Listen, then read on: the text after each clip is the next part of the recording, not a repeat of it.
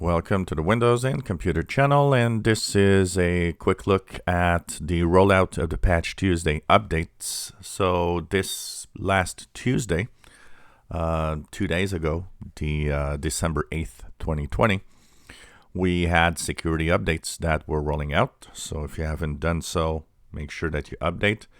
It's a small Patch Tuesday, so compared to the previous months with hundreds of fixes, this month for Windows is really a small one. Overall, if you have Windows, Office, and a lot of other products from Microsoft, total of fixes is 58. And there's only one known critical bug that is fixed here. So the biggest problem I see, and I've seen quite a lot of people mention this, for this update, there seems to be an error when you try to install it. And it's the biggest of the problems. Now, in most of the blog posts that I've seen, running the troubleshooter apparently is good enough. So if you do have an error trying to install the update on this machine that you're using and it gets an error message, doesn't go through for the Patch Tuesday, what you could do is go into Update and Security. If it fails, it will offer you the possibility to run the troubleshooter. If you don't see that possibility, what you could go do is go into Troubleshoot on the left side and click Additional Troubleshooters. Here you'll see all the troubleshooters that are actually available to Windows, and one is Windows Update. So you'll be able to use the Windows Update to try to resolve problems.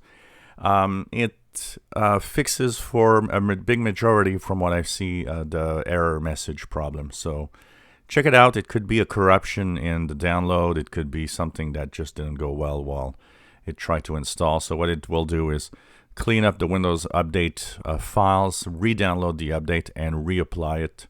So hopefully that will be okay.